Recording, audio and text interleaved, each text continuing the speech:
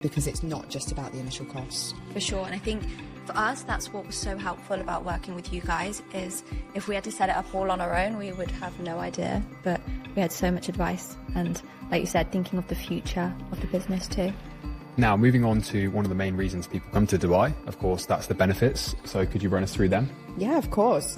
So I think the one thing that the UAE is famous for is probably the tax side of things, which is why a lot of us Brits end up running here, as we all know. So corporate tax is still 0% for international business, but they have introduced from the 1st of June 9% corporate tax. Frustrating for those of us that have been here and experienced the zero for so long, but obviously compared to the rest of the world, we're still the lowest tax rate anywhere. When it comes to personal income, we're still all safe, which is obviously great, still paying 0%. There's no capital gains or anything else like that where we have to consider kind of long-term tax issues for ourselves individually. From the business perspective, like I said, the 9% is only on local business anyway. So, and is the 9% corporation tax that's coming in, is that over a certain amount? So once your business hits a threshold of like 100,000, yeah. Or? So the threshold is 375,000 dirhams. Okay. The details on that I'm not 100% sure on. We do have a tax and accounting team who will be able to specify exactly which income will be taxable, what's going to be exempt, you know, what the levies are, those kind of things. I'm not a tax expert. Sorry, guys. Yeah. But I can obviously put anyone that wants to talk about that side of things in touch with an expert that will be able to run through those things. But the 375 is around 100,000 US dollars. So up to that is 0%, and then over that, potentially. Yeah, then there's some tax implications that obviously just need to be dealt with. Again, not everything's going to be taxed anyway. If it's, you know, the majority of the businesses outside of the UAE, that's going to be exempt anyway. It's just a case of doing your annual audits and making sure that, you know, whatever's coming in is taxed appropriately.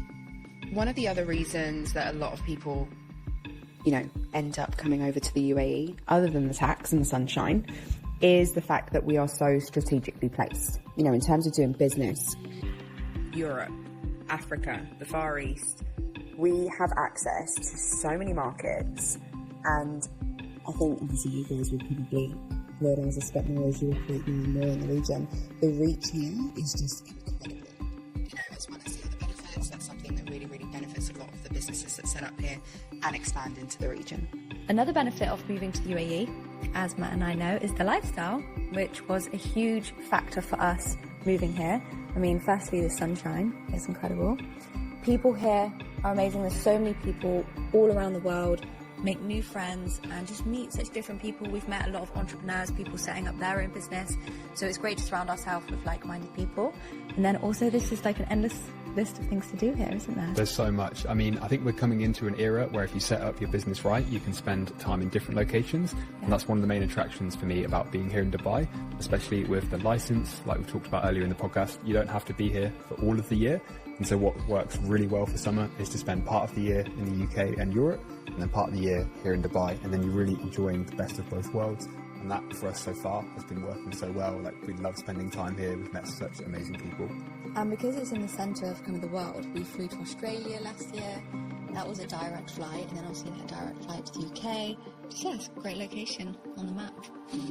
With tax as well, I know a lot of people are looking at investing in property here in Dubai. So if you guys have followed us for a while, you know Summer and I have bought property in the UK in a combination of in our personal name and also in a company. And it's a question that often comes up around being in Dubai. You know, should you structure your property investments in your personal name? Is there a more efficient, smarter way to do it?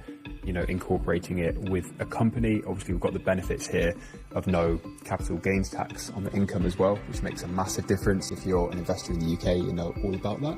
So perhaps you could tell us some more about the best way to structure setting up property in here. Yeah, absolutely.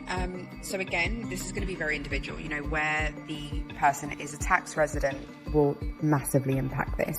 But obviously for us back home with properties over there, we have to think about capital gains, inheritance tax, as well as the kind of short-term income tax that we have to pay on rental income. So over here, we don't necessarily have the income issues. So the day-to-day kind of short-term tax issues aren't a problem, regardless of whether you own it personally or not. But the issues, I think, come up more so for expats that aren't Muslim, that are in the UAE. So for example, if I wanted to buy property here or you wanted to buy property here, it's more the longer term. So everything will come under Sharia law. So the way kind of around that, which a lot of my clients will do, is to set up a passive kind of vehicle in an offshore jurisdiction. So like a holding company or a foundation. So a foundation sits somewhere between kind of a trust and an operating company. So you've got a bit more control over who the beneficiaries are. And that could effectively just be wrapped around your properties here. So this is really good for, I think, all expats in the UAE or anyone with assets in the UAE, whether it's a business, whether it's a property, you know, any kind of assets at all can be wrapped in this. What that does is then gives us control over our assets. So Sharia law is not automatic. It's not a given, you know. I'm not sure how many of your clients will know much about how it works, but, you know, assets can get frozen if someone passes away, which can be an issue. So, for example, if you guys get married one day and then Matt was unfortunately to die, then that could cause a problem. I feel like I've just gone down a very bad hole. No, carry on. I'm finding this really interesting. No, I'm finding this interesting. Okay, fine. So, for example, if Matt was to pass away, God forbid, then that could cause a problem for you. So if all the assets are, even if they're in both of your names, you've got to consider what's going to happen because, you know, the assets will be frozen. So even if there's a will in place, this kind of just gives you that added layer of protection. And he gets to dictate, you know, if I pass away, 50% of whatever we've got is going to you, end of. Whereas, you know, Sharia law has some different rules, which us as Westerners aren't necessarily used to.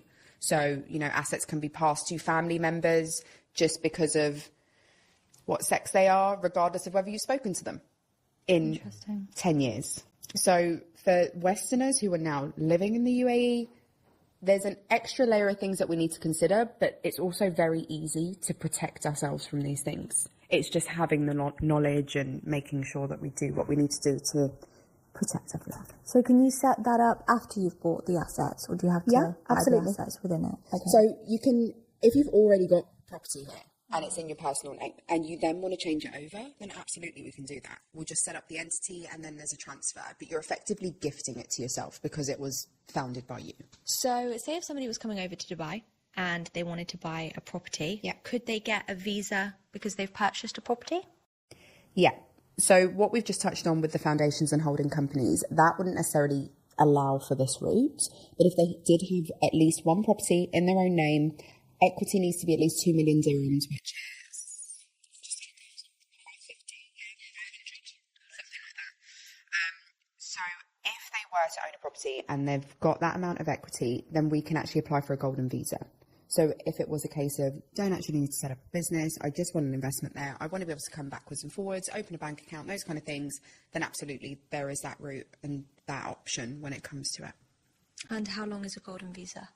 So golden visa is 10 years validity, which is the longest visa that you can get. So obviously there's a lot about citizenship by investment and stuff around the world. The UAE, you can never get the passport. Right. So I think you can through marriage, but I don't know much about that. So I can't really sell you guys that, sorry. But in terms of the actual residency, that is the longest that you can get, which is great. And it gives people a bit more kind of freedom to come and go as they please. And just makes life a little bit easier. Open a bank account, get settled in. Even if you're not living here full time, come and go. And, you know, you don't have to do your medical tests until 10 years down the line. Do you only need to come into the UAE once a year? Is that the same as the... So the immigration rules will pretty much be the same with all visas anyway. It's just more their process and internal kind of system. If you haven't been in, they're going to wonder why. I'd have to double check if there was anything kind of special with the golden visas, but typically most of the visas do allow, you know, do require you to at least have visited once a year. But as we know, there are worse places in the world to have to go. It's quite easy to come here once a year. You come here even once for an amazing holiday. Yeah. And does that golden visa, is that easier to bring your family in? Because obviously we've mostly talked about it from a business and individual perspective, but a lot of people will be looking to bring their family over as well. So how do visas work with bringing family? So any visa that you get. So for example, if you are married and you've got 2 children and you want your whole family to be able to come over here or at least have residency, you know, whether you're living here full time or not, what would happen is, for example, if the father set up a business or had a golden visa or had some form of visa, employee, whatever it is, that person can then sponsor his wife and his children very, very easily. So there's not really any restrictions with that at all. But the the main kind of thing is get the first visa and then sponsor the others. So whatever length of time. So for example, if someone got a golden visa and they want to sponsor their wife and their kids, they would also get a golden visa. They'd get the 10-year in line. So it would be like an extension of their visa.